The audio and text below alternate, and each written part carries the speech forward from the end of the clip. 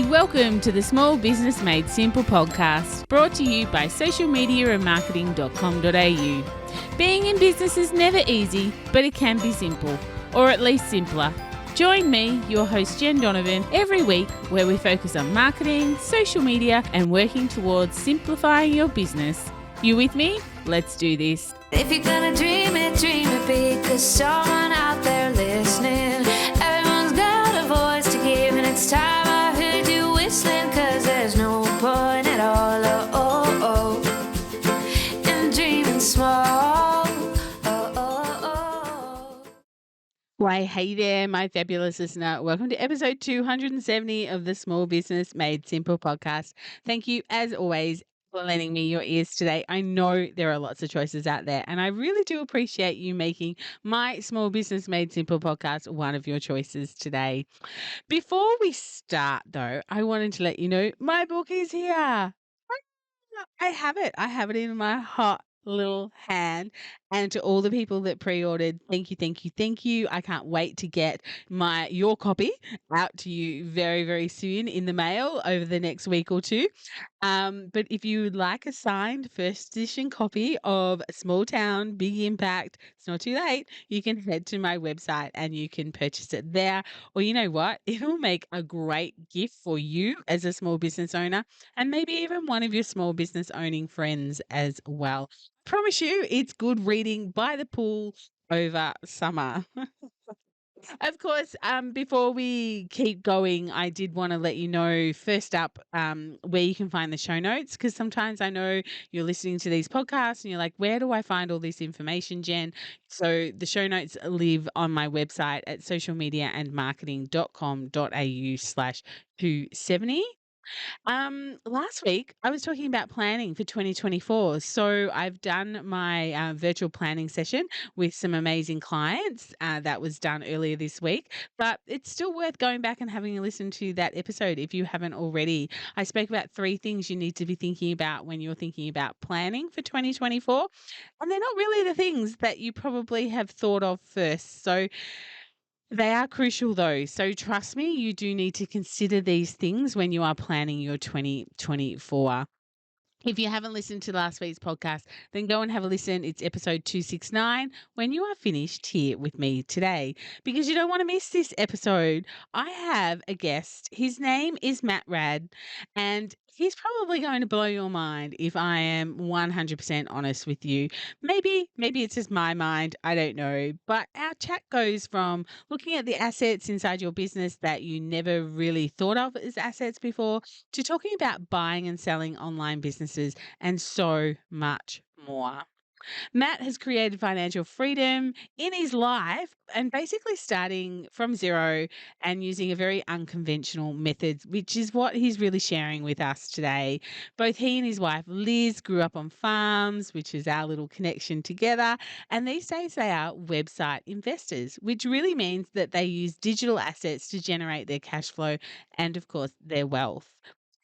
They were one of the first in the world to realize that you could buy websites, renovate them just like real estate, and sell them and keep them for cash flow, or sell them or keep them for cash flow, of course.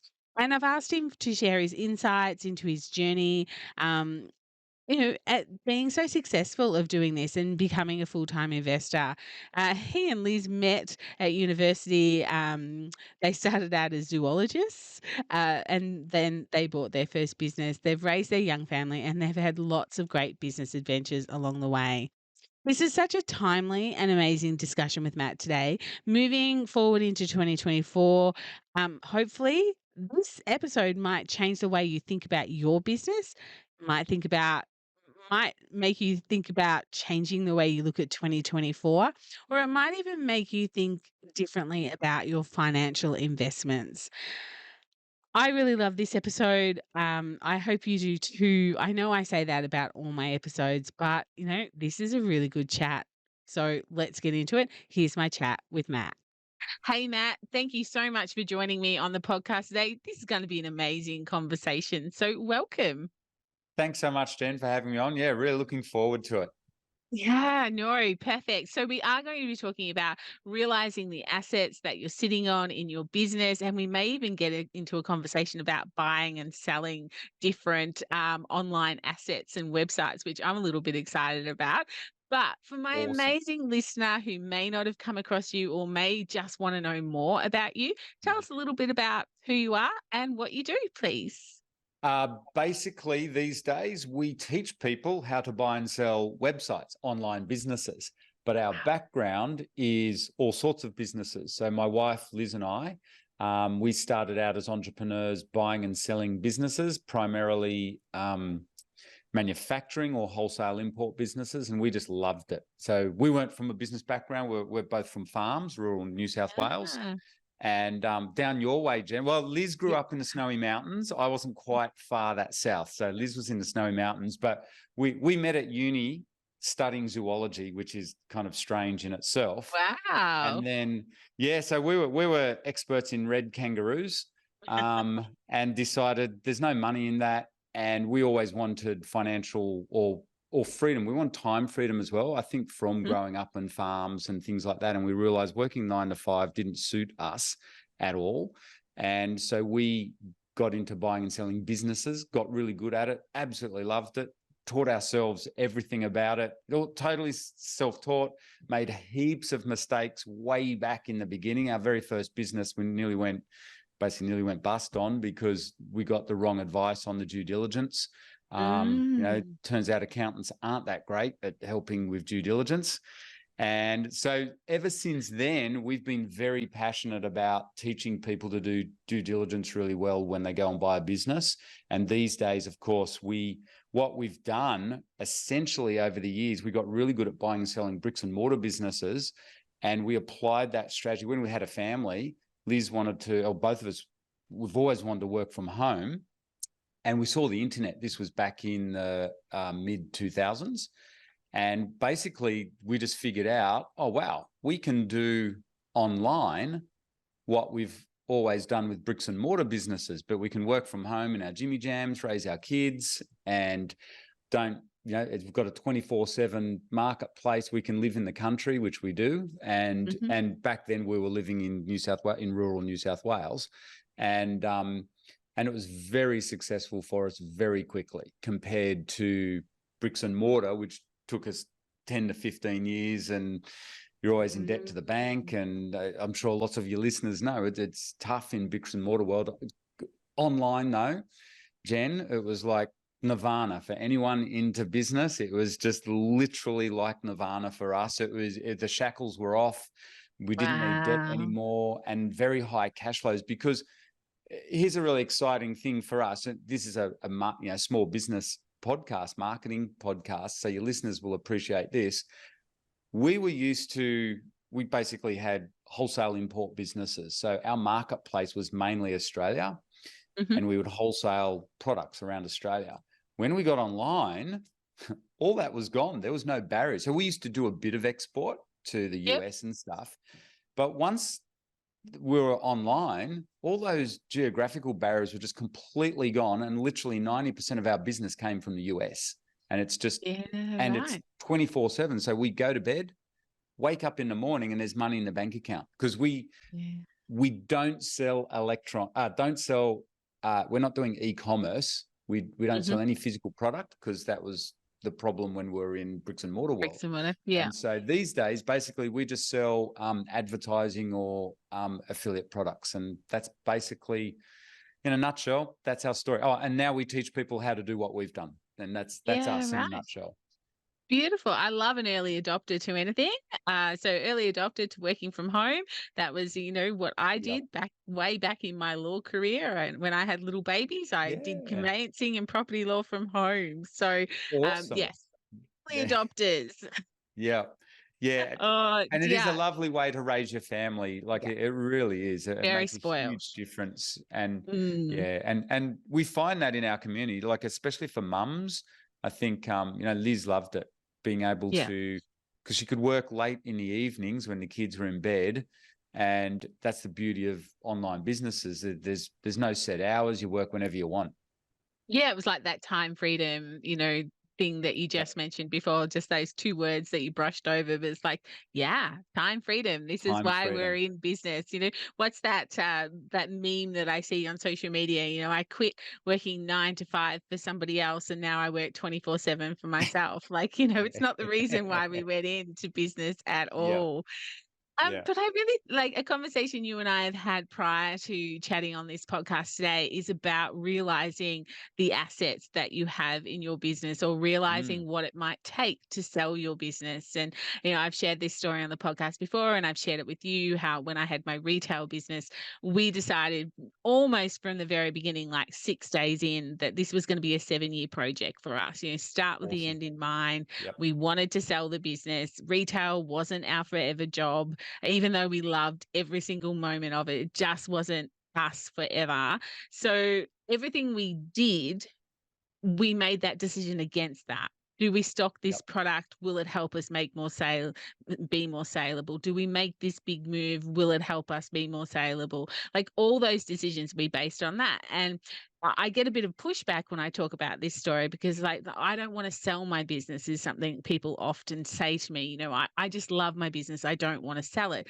And I'm kind of like, if you knew what it's worth, would you sell it? It's kind Yeah. of like, do they not want to sell it because they actually don't think it's worth anything?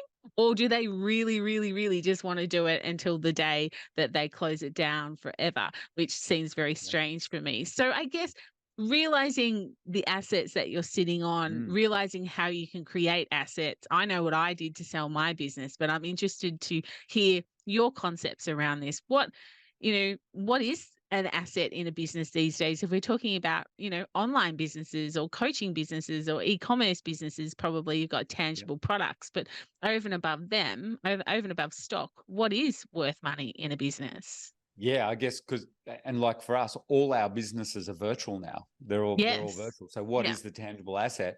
And I do want to come back to something that you've just said, Jen. It's absolutely brilliant, your mindset around how you start with the end in mind. That's what we teach.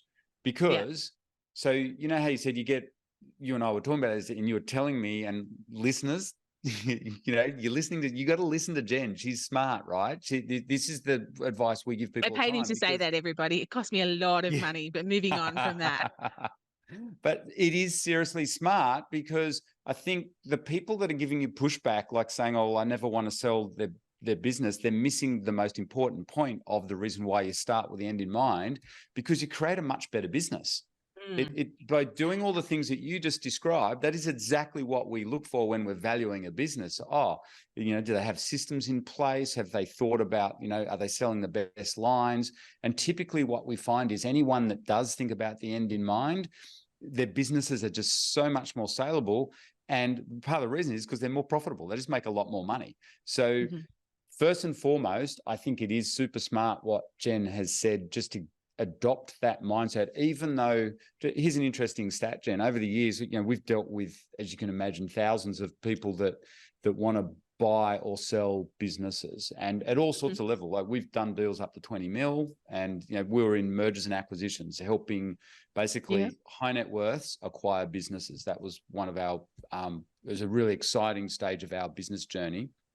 And the thing we learned was that most business owners, even big businesses or bigger businesses getting up into the tens of millions, most business owners never think of selling their business. It's a real shock to me as a young entrepreneur. And when I got into this world of networking with all these people that are in that mergers and acquisition space in Sydney, it was a real eye-opener. I realized, no one actually thinks of this. And we had personal mentors who are very successful at this, buying and selling lots of businesses, very private individuals, but very, very successful financially from it. And they'd say, Matt, most of these people you're going to come across, they've never even thought about, selling off their businesses. It's generally a once in a lifetime event. And it's not the smartest thing to be thinking about it on the day when you come to sell. So in terms of your asset, start with the end in mind from day one, get on board with it. And people always say, I'm never going to sell, or, I'll do it when I retire.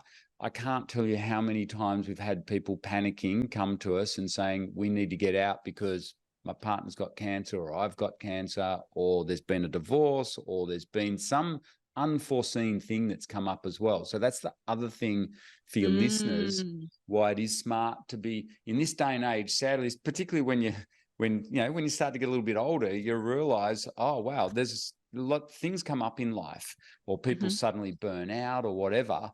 Having a business that's ready to sell, you are laughing. Typically, Yeah. you're making more money anyway, Yeah.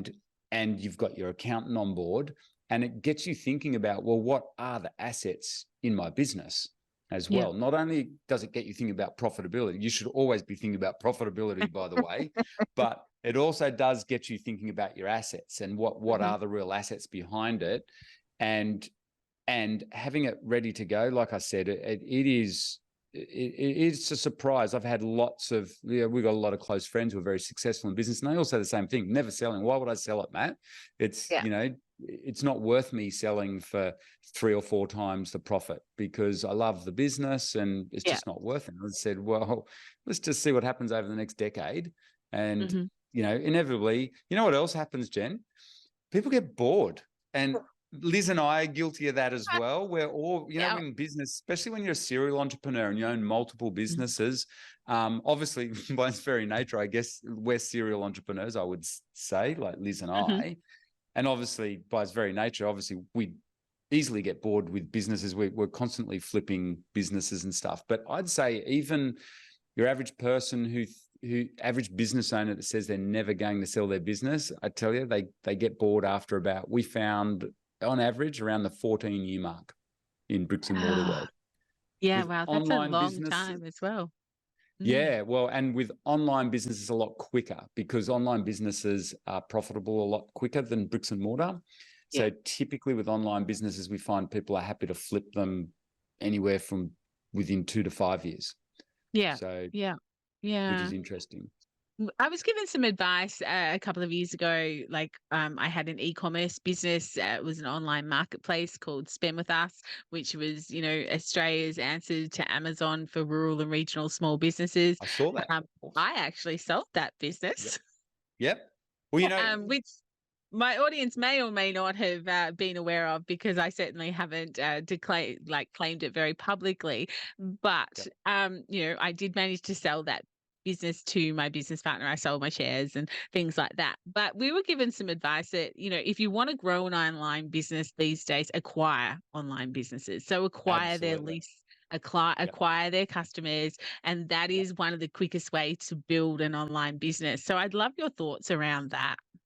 100%. And that's what we Yeah. do day in, day Yeah. out. And that's what we help people do, like that. We train them how to do that sort of a thing, Mhm. because building up any kind of business, whether it's online or offline, does take a long time to get really successful. And Mhm. there's nothing wrong with that. That's it. We do that as well. We run 2 strategies where we're all constantly building businesses or buying businesses. But obviously by buying a business, you just shortcut the time Yes. and you instantly buy customers. Now, this is what all the Mhm. big corporates are always doing, and the private equity firms, and that's what they do. They can't. It's hard once they get too big to grow naturally by sales. So that's why they acquire businesses. Well, these days we can do it even as Ma and Pa's working at home in our Jimmy Jams, as I keep saying, because you can buy online businesses quite small, even easily under $10,000 or under $5,000, but they might come with a database or existing sales, or what's worth a lot of money these days is traffic online. And so you Mm. can bolt that onto your existing business rather than spending money on Google ads or Facebook ads. So you should still be doing that. But in addition, you can buy a small online business and bolt it onto your existing one, because then that becomes an asset. And what maybe what a lot of your listeners don't realize, kind of circling back to your original question too, and it's something we're really passionate about, is people don't realize just how much value there is in websites these days. Yeah. I know people see them as virtual and stuff, whereas Liz and I view them as, and everyone in our community now that they've hung out with us, view them as real assets. It's just like real estate. It's online real estate. And if they've got a list, like you just mentioned, or they've got traction of some kind, they've got a bit of age, if they've got visitors to the website, that's worth potentially a lot of money, Mhm. particularly to the right buyers, because online traffic now is where it's all at. You've got even big corporates now buying up online businesses for the same reasons, because they want the The traffic. traffic. Yep. Mm, And it's an asset. That's the other thing. It's a permanent asset. So you think about it, if you spend, 20 grand in a month on Google Ads, and then the next month you switch it off, well, the leads just stop. Whereas if you spend 20 grand on a website that's established and has traffic, that's a permanent asset. It doesn't stop. It just keeps going. So month in, month out. Now you've got to, maintain it and all that sort of stuff. Yes. And also you've short-circuited the hard yards of building up that asset. And the other thing is, for those of your listeners who are owning a bricks and mortar business right now, I would highly recommend you think about buying up online properties to even feed leads to your bricks and mortar businesses. So even it doesn't matter what sort of a business you own, but particularly, well, I mean, some niches it's going to work a lot better. But if you own, say you're a lawyer, so picking your old profession, Jen, right? So say you're a lawyer, like seriously, you're a conveyancer in a rural area and you want to get more leads, well, you can do Facebook ads and Google ads and everything like that. But why wouldn't you, if you know what you're doing, buy up an old kind of neglected website in the legal niche? You might pick it up for 5 grand, and then you can put your branding on it, and you can open, you can use that as a lead gen site as well. And so, I mean, I know it's a very simplistic example, but it's very powerful when you think about it. You can't really, if you do it right, you can't really lose, because like I said, it's not like Google Ads where it switches off when you stop spending on it. It's an asset that sits there forever. And what I don't think people sometimes realize the value just even in the domain name. So online real estate, you want to think about this, guys, if you're listening to this, it's kind of like, bricks and mortar real estate when you think about it. So you've got an address, which is the web address. Now they can be incredibly valuable alone, and you've got the website that sits on it. Well, that's like the property that sits on there. So what we do is we come on and we develop the property, and then we own this asset forevermore, or we can trade it, flip it, whatever.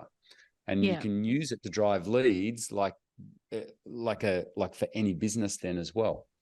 Yeah. So it's a very exciting space. I know there's a lot, there's lots of options there. I'll probably open up a whole can of worms now for everyone. Yeah, you've probably got my listeners screaming at you with questions at the moment. But that it's a one-way conversation, unfortunately, between you and I. But it's really interesting. Like, I know when I sort of exited out of, so I sold my retail business, I went into another business, I exited out of that business, and I started the business I'm doing now, so about 8 years ago. And I typed into my search engine, to find, like, obviously I do social media and marketing. I'm like, I wonder what domains are available. And when social media and marketing.com.au came up as available, I sat back in my chair. I'm like, are you kidding me? How is that still available? How is that still available in 2018 or something like that? I don't know whether I just jinxed it and someone, didn't pay their subscription and I just swooped in there unknowingly. But that actually does happen a lot. Yeah, well, it can happen. Unfortunately, I've been on the other side where I've had customers that has actually happened to, and they haven't paid their subscriptions, and unfortunately, they've been on the other tail end. But yeah, it's really interesting to think that the domain that you own could be worth more than the $13 a year that I pay to have it, type of thing. So, and I'm a bit of a serial domain name buyer, so I'm glad that they might be worth something one day. Well, the domains are like fine red wine. It's literally like collecting fine red wine, because it's, okay, the value's in the eye of the beholder if it's just the bare domain by itself. But we know lots of domainers, and basically people collect domains like you collect fine red wine, but for investment purposes. So you just sit on them. And what you've got to realize is, especially in this day and age, domains are becoming rarer and rarer and rarer. As time goes on, apparently I think all the three-letter domains are gone, all the 4-letter domains are gone, and I think we've just come up to all the 5-letter domain names like .coms are all now gone. They're all registered. Every single possible combination is registered. Wow. So the values now are just, I mean, the values have always been there. Like, so realestate.com or .com.au obviously is going to be worth a fortune. But there is, and things like social media and marketing.com.au, which is very specific and highly brandable and usable, that sort of a domain name is always going to be worth more. So the good thing is you can sit on these domain names, but where domain names get, in my opinion, now I'm very biased on this, but is when you do, say your domain name, social media and marketing.com.au will be worth a certain amount, but it's worth way more now, Jen, because you've built an actual website under it. It's got traffic, it's got an awesome podcast, by the way, and it's got all these cool things on it. So a buyer is going to see massive value in it. And do you know what else adds massive value to online businesses? It's that, so please, if you are sitting on an aged domain name, make sure you pay your registration fee every year, like renewal fee. So what do you mean by that? What's an aged domain name? So you can register a domain name right now, brand new one, more than 5 letters, and that'll be brand new. But domain names that are like 10 years old or 5 years old, anything over 10 years old is starting to be worth some good money.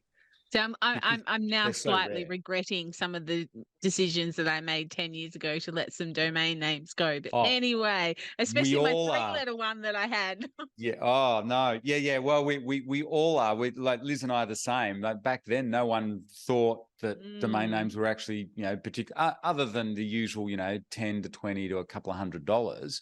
And people still, you can buy them still for, a couple of $100. People trade domain names all the time.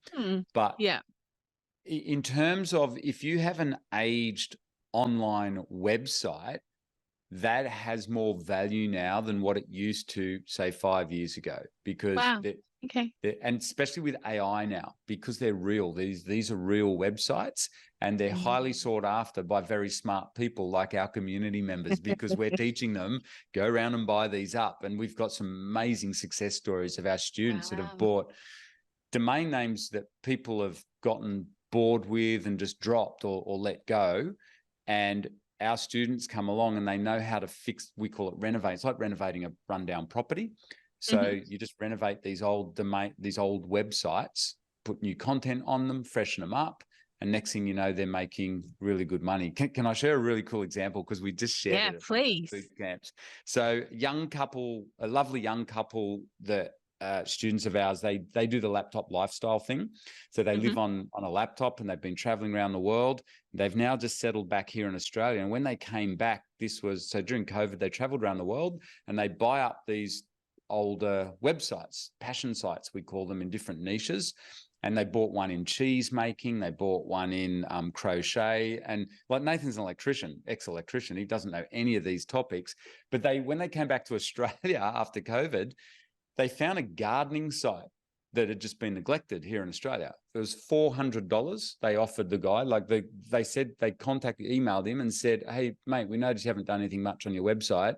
Are you open to selling it? He said, yeah, sure, but don't make any money off it. He's had it for like 14 years, exactly what I'm talking about. And they said, Matt would be happy with this. So they bought it for $400 off this guy. That website now is making them $4,000 a month semi-passively. Wow. That's okay. Net. Yeah. So because it had 14 years of history, genuine content all about Australian gardening. And these guys, Nathan and Alexa, our clients, came in and they've just fixed. They're not gardeners, they live they live off their laptops. They live in small apartments when they travel around and everything. But they've got a team of writers that they put onto it who know how to write good articles, and they've built it up with AdSense. Basically, they make money off either affiliate offers or advertising on there, and they've just got the system down pat. They know how to do it. They've learnt off the best, but that's the perfect example of what I'm talking about. A neglected, very old domain name in a really nice passion niche, because people love looking up gardening tips. I'm into gardening and stuff. Definitely. And that's how they make their money. So they've got a portfolio of those sorts of websites. Okay, that is a really interesting example. And I'm sure that, my listener's head is now spinning, several degrees off its axis, just trying to think about Yeah. all this goodness that you're telling us. So I guess where, say someone's listening and they're like, okay, where do you find out what's for sale? Like, is there a realestate.com There for, is. Yeah, yeah. websites and things Yep. like that? Where do you go and see what's available and get a bit of an idea about perhaps what yours could be worth or something like that by doing Yep. research? So it's really interesting. When we started doing this, buying and selling websites, no one was doing it, and there were no Mm, marketplaces or like the equivalent of real estate brokers. It was all brand new. So we would individually email people to see if they wanted to sell. mhm, These days, though, the market's evolved and there is some really big marketplaces. And the best one is for if anyone listening, when you want to start out small, which you should always do. If you don't know what you're doing, you can just buy a website under $1,000 and you go to mhm. flipper.com. And it's Flipper. actually an Okay. Australian-based company. We know them really well, of course, but Mm-hmm. they're the world's biggest marketplace. There's a massive business now, but we know this the founder and the CEO. They speak at all our boot camps and things like that. But also there's other bigger ones if you want to do much bigger website deals. There's like Empire Flippers, Quiet Light, FE International. There's at least there's around 20 odd now around the world, Mm. and they do deals anywhere from a couple of $1,000 websites up into the millions and tens of millions and hundreds of millions. Wow, I'd like to know what $100 million website look like. That's a lot of traffic, I would assume, or something They're similar. huge. Yeah, they're huge. I love talking to. So we do lots of interviews with the brokers and with 7 and 8 figure deals, and we know and we help advise people on those sorts of deals as well. Um, and it's really evolved this marketplace. And all those brokers, like if you go on a Flipper, they sell websites in the tens of millions. Mhm, But they're websites from all around the world. But you can mhm. buy a website for $500, Yeah. easy. You just So gotta know what to do with it to turn them into a yeah, profit, or you yeah, buy it for the domain name if you or want that domain that, name, yeah, perhaps. Mm, yeah, and yeah. that might be if any of your listeners are looking for a specific domain name or like a basically built website. Flipper's probably a good spot to look because you can Mm, find smaller deals on there, like easily under $500 or under yeah, $1,000. right. It works like an auction site, a bit like eBay, Yes. because Okay. because they rank the sellers. They've got a star rating for the sellers, and so there's a level of security there. And the Flipper, and all the brokers do this, by the way. They kind of vet the websites that are up for sale because obviously, like anything, you got to learn. This is what we teach. You got to learn how to do due Yeah. diligence. Yes. You've got to Yeah. understand what you're getting into there, and that's why we say if you're interested in this sort of thing, just start out really small because it's very low risk. Yeah. Yeah, absolutely. I think, yeah, like start small, build up. But, I Yep, guess for my build your listener, even skills. just sort of looking at websites like that and perhaps learning some more off you and just really realizing what asset they're sitting on as well. And, going back to where we started the conversation of, people saying, I don't want to sell my business. I'm like, well, how sad is Yeah, that you'll I just close it know. down one day? Like, we're in Oh, business. We should be customer I focused. And imagine how upset your customers will be if one day you just close it yeah. down as opposed to perhaps, you know, celebrating its legacy and passing it on and selling it as an asset. So I one would of the hope things that, sorry, that's a really important point. I would hope that none of your listeners ever think of just closing the doors of their business. Every business has a value to it, hmm unless it's gone, completely bunkers or whatever. But if the business is operating, it is really sad when you hear those stories because we just think, every business has an asset of some kind in it. Normally, like it's the age, there's momentum behind it, and it's a list and it's customers. That's worth money to someone. Always. Yeah, yeah. And Don't care certainly what the the list business was is. something I wanted to touch on because, I'm such a big advocate for email marketing and Oh, and yeah. building that list. And for me, that was one of the things when I was, in retail, it was just like, I don't quite get how, goodwill goes, but I know if I have a really good list and I have really good socials and I have really good this and this, like put a picket fence around my community, for instance, that will be part of my goodwill. And like I'm Yep. gathering from what you're saying now, traffic to your website also now potentially forms part of that goodwill and Oh, that asset. it's huge. And talking about social media now, Facebook pages, that's when you think about it, Facebook pages, a highly engaged list. If you've got a Mm. Facebook page with your business, so that's worth money. That's Mhm. worth potentially lots of money. It's all got to Mhm. kind of come together. Like presumably, Mm. if you've got a working business behind it, but now what we're seeing is people are realizing, the social media presence, like having a Facebook page with your business, even though you don't strictly own it, it's definitely an asset because in effect, it's a list. So, Mm. and an email list is hugely valuable, really interestingly, particularly with the big end buyers, because Mm. it means it's got engagement. And Yeah. so there can be recurring incomes that can be created out of an email list. But an email list now and it's also outside of the Google environment. So an Mhm. email list is a really nice standalone asset within a business in itself. So if any of your listeners are building up an online business, no matter what kind it is, and Jen suggests that you should be, hey, building your list, make sure you listen to her because the lists are hugely valuable. Even social. So when we start online, Jen, I'll admit I'm a little bit old school. I'm not into the social media thing. Mhm. And when we started online, Facebook pages weren't worth anything. So I kind of, I'm still a bit stuck in that mindset. But these days it's completely flipped. Yeah. Anything with a list or engagement is worth potentially a lot of money or helps drive up the asset value Mhm. of any business Yeah. in Yeah. this day and age. So Yeah, really build your interesting. email list, guys, because I think over the coming years, the next 5 years, those email lists are going to be more valuable, way more Yeah. valuable. Interesting. And that kind of leads me to, one of the questions I was a little bit curious about to ask you was, what does the landscape look like at the moment? Like, we've come through COVID, we've, in a worldwide pandemic.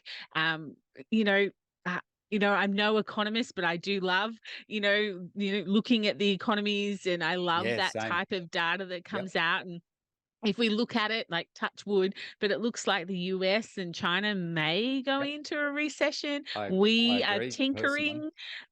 Yep. So what does the landscape look like at the moment with businesses buying and selling? Is it as busy as ever, like a big freeway, or are things sort of peaking and troughing quite actively? It's like any part of the economy, bricks and mortar businesses, in my opinion, in a recession. So I'm in my 50s. I've been through what, two or three recessions now.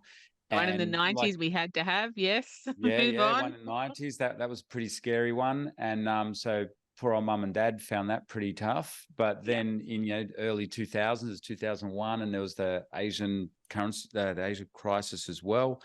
But what happens with bricks and mortar businesses, just like real estate, the values go up and down. But here's the interesting thing: they're always being sold, so you can always Yeah. buy and sell. But coming to internet businesses, so Liz and I started online in the 2000s. What's really interesting is in that recession, which was in America, it was way worse than here in Australia.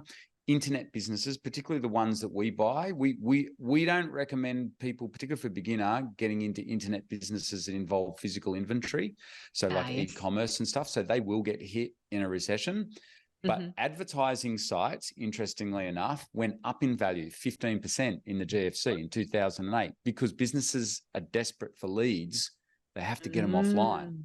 So Yeah. content sites and internet sites, the values will change. So the valuations have gone up a lot during COVID, like anything to Mhm. do with the internet, because suddenly the world realized everything's online. Yep. And so we're all laughing. Our community, we have people making big money because website valuations did go really high, just like Yeah, share ahead of the market did. curve. Yeah. Yeah.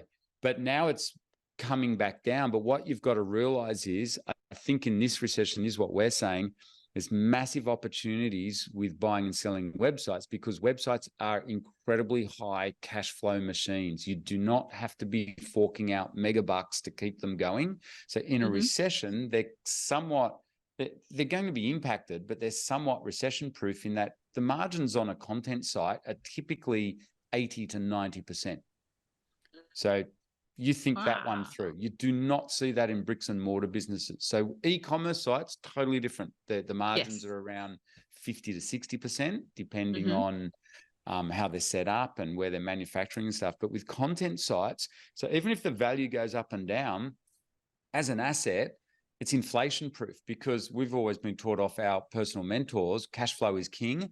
And that's why we love internet businesses, because I don't care what happens out there with high inflation, low inflation, recession or whatever. I know if I own a bunch of websites, if I got a $50,000 website or a $10,000 website, it's generating me basically their websites are valued on what's called a 3 times multiple. So if let's say it makes just $1,000 a month, which is 12 grand a year, it's 12 times 3.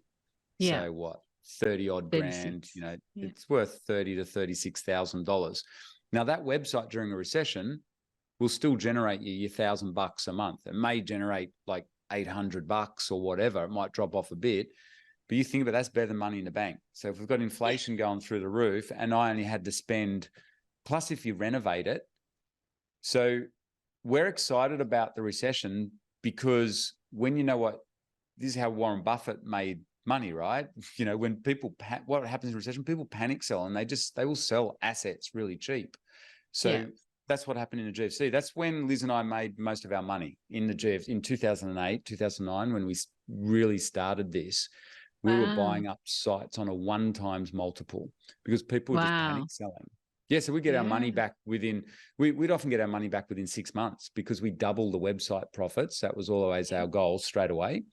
And people just, people will panic. They sell really good assets for not a lot or because they want the cash. So if you're a cash buyer, you are laughing in the next recession, just like you will be for shares, real estate. You got to know your strengths.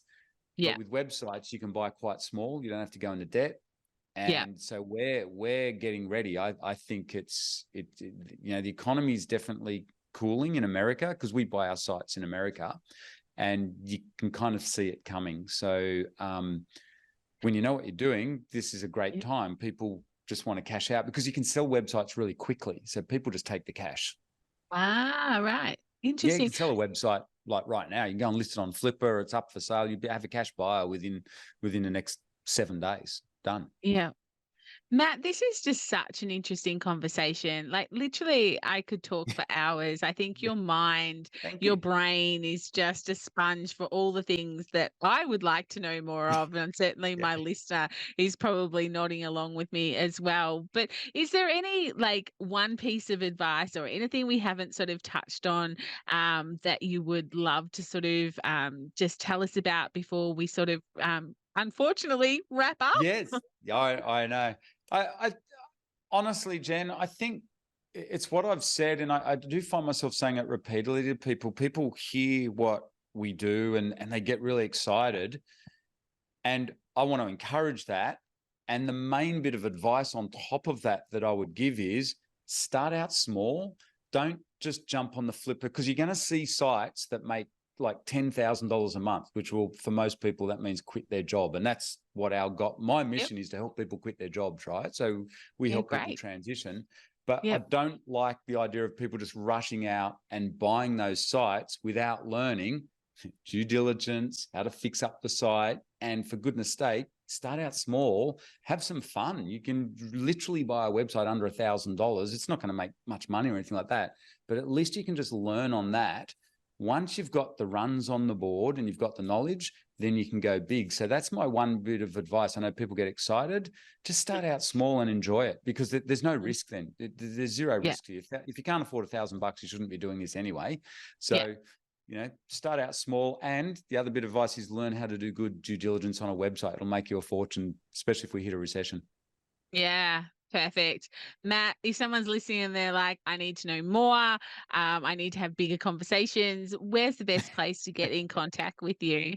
So we're here in Australia in sunny Brisbane, but we're worldwide these days. But you can visit our website, ebusinessinstitute.com.au, and you can just Google us, Matt and Liz Rard, and you'll find us. We've got also, you can go to our other site, Matt and Liz Rard, but go and check out all our the interviews with our clients on the website and see the sorts of things that they're doing. If you're listening and you're interested in this, or you can do our free masterclass. We've got a masterclass where we go through our whole strategy as well. But Yeah, go to perfect. ebusinessinstitute.com.au. Everything's on there.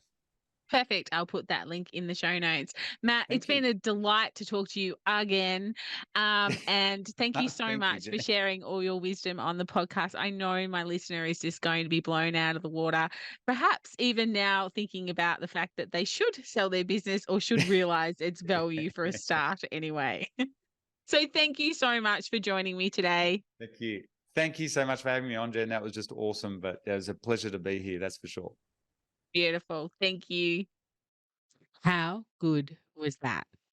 Now, recording it originally with Matt and then re-listening to it as I edit it to put it out today, has really made me sit back and think about my assets, my business, my investments into business, websites, try a little bit of the things that I've done wrong. If only I had known. Like, I've had a few of those moments listening to my conversation as well.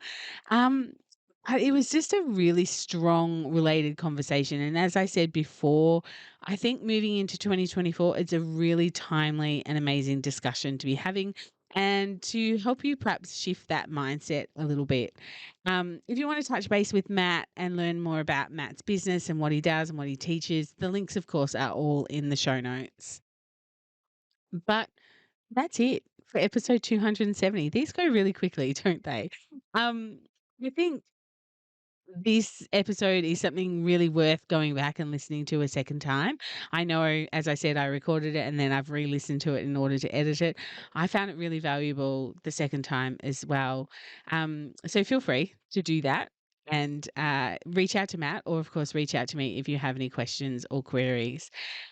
Like I said, that's it for another episode 270. If you loved it, if you found it valuable, please take 30 seconds to leave me a rating and review. I would really appreciate that. One of the goals for this year has been to reach more people. You have already helped me do that, and I am forever grateful. But I'm always wanting to reach new people, especially when I put out podcasts like this that are just real game changers in our mindset as small business owners. Of course, if you're not already a member, come and join the Like Minded Business Owners Facebook group. You can find it in Facebook or come to the show notes and find the link there.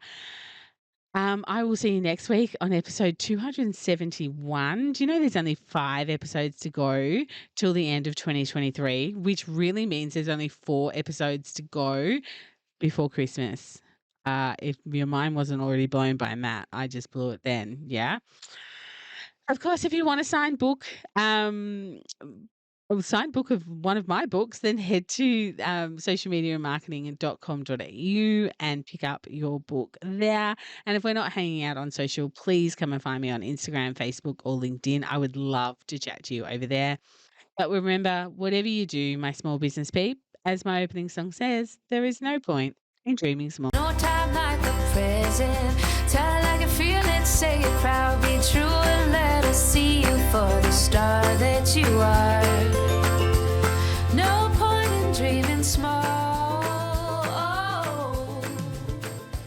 I would like to acknowledge the traditional custodians of the land, the Yorta Yorta people, on which I record this podcast and conduct my business today, and pay my respects to their elders, past and present. I extend this respect to the Aboriginal and Torres Strait Islander people here with us today as well.